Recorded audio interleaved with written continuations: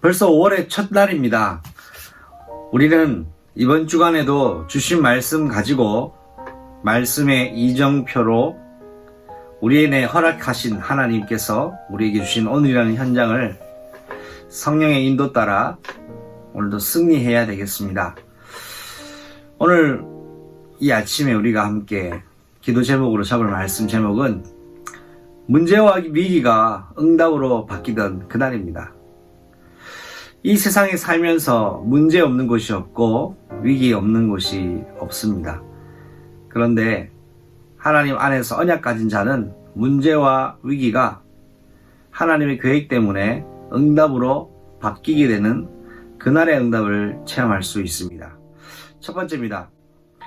애굽이 총리로 애굽과 전 나라를 다스리고 있을 그때에 하나님께서 요셉에게 보여주신 대로 7년 대풍년이 지나고 전 세계는 7년 대흉년이 시작되었습니다.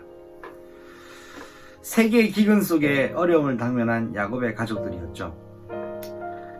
요셉의 애굽 여정이 그의 나이 17세에 형들에게 팔려서 13년을 보디발의 집 또는 감옥에서 시간을 보내게 됩니다. 그리고 하나님의 은혜와 하나님의 언약적 성취적 시간표가 요셉이 총리가 되고 난 이후에 대풍년 7년이라는 시간을 지나고 난 그 후 바로 기근이 시작됩니다. 그래서 대략 시간이 20년의 시간이 지납니다. 자, 죄는 반드시 그 대가를 지불하게 됩니다. 형들이 요셉을 팔았지만 정확하게 20년 뒤에 바로 요셉은 형들을 만나게 되죠. 요셉이 꿈꿨던 꿈을 항상 형들 앞에 이야기하고 포럼했습니다. 그러나 형들은 그것을 싫어했습니다.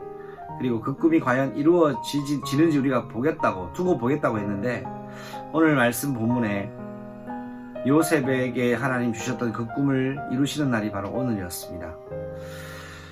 그 요셉 형들은 오늘 같은 날이 있으리라고는 상상도 못했습니다. 그러나 그것은 하나님의 계획 속에 예정된 일이었습니다. 이처럼 요셉이 원하지 않게 애고를 갔지만 그 또한 애고 순교를 위한 하나님의 방법이었지만 요셉의 형들이 요셉에게 한 행동은 결코 올바른 행동은 아니었습니다. 그것을 하나님께서 간과하시지 않고 거기에 대한 대가를 지불하게 하셨습니다. 뭐냐니까 쌀이 없고 양식이 없기 때문에 애굽에 가야만 했습니다. 근데 애굽에는 누가 있습니까? 요셉이 있는 겁니다. 요셉 앞에 무릎을 꿇었던 것이죠. 바로 요셉에게 주셨던 그 꿈을 성취시키시는 시간표였습니다. 요셉의 형들은 기근이 오니까 아무것도 할 수가 없었습니다. 얼굴만 쳐다보고 있을 뿐이었습니다. 로마서 16장 19절에 이렇게 말씀하고 있습니다. 너희가 선한 데 지혜롭고 악한 데에 미련하라. 그런데 요셉의 형들은 악한 데는 지혜로웠고 선한 데는 미련했습니다. 오늘 우리는 성령의 능력 속에서 선한 데 지혜롭고 또 악한 데는 미련한 그런 전도자의 여정을 걸어가야 되겠습니다. 두 번째입니다. 아버지 야곱이 요셉의 형들에게 양식을 구해오라고 했던 그 명령을 하고 나서는 형들을 애굽으로 보냅니다. 그러나 그의 아들 베냐민은 보내지 않습니다. 특별히 라헬을 사랑했던 야곱은 요셉을 잃은 상실감을 베냐민을 대신하여 그 상실감을 위로를 받았던 것 같습니다. 생애 가장 소중했던 것을 잃어버리는 아픔을 야곱은 20년간 겪게 된 것이죠.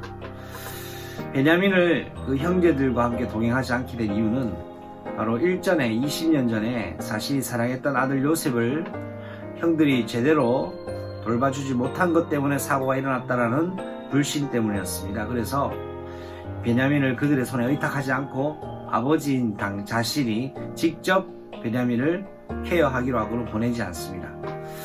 이 베냐민을 보내지 않는 야곱의 마음을 통해 우리는 한 가지를 깨달을 수 있어야 됩니다. 하나님이 우리에게 작은 일을 맡기셨다가 그 일을 올바르게 성령님도 받지 못하면 하나님은 보다 더 큰 일을 맡기시지 않습니다. 오늘 우리가 하나님 주신 더 큰 일을 맡을 수 있는 그릇이 되기 위하여는 오늘 이 주어진 현장 속에 작은 실천, 작은 선택, 순간 선택을 항상 성령 인도를 해야 될 수 있어야 되겠습니다. 마지막 세 번째입니다. 이제 쌀을 구하기 위하여 애굽을 떠납니다. 애굽을 향하여 출발합니다. 눈에 보이는 현실적 상황은 전 세계의 기근입니다. 야곱의 집에도 더 이상 먹을 것이 없었습니다. 그런데 이 기근으로 인하여 생각지도 못한 일이 하나 있습니다. 그것은 바로 이 기근을 맞이한 야곱과 그의 아들들이 바로 요셉 앞에 서게 된다는 것입니다. 그들이 요셉이 애굽의 총리인 줄은 알지 못하고 있는 상태죠. 그러나 이 기근을 통하여 하나님은 요셉의 가정, 야옅 그리고 야곱의 가문을 하나님께서 애굽 선교를 위한 새로운 시작으로 이주를 계획하고 계신다는 것을 우리가 확인할 수 있습니다. 눈에 보이는 이 기근을 통하여 오히려 하나님은 요셉을 만나게 하시는 기회로 삼으신 거죠. 우리가 인생의 기근을 만날 수 있습니다. 이 인생의 기근이 그냥 결국 기근으로 끝나는 것이 아닌 언약 가진 자가 만나는 인생의 기근은 바로 생명주 되신 그리스도를 만날 최고의 기회입니다. 여러분 주위에 이러한 기근을 만난 사람들이 있다면 예수 생명을 전달할 최고의 기회입니다.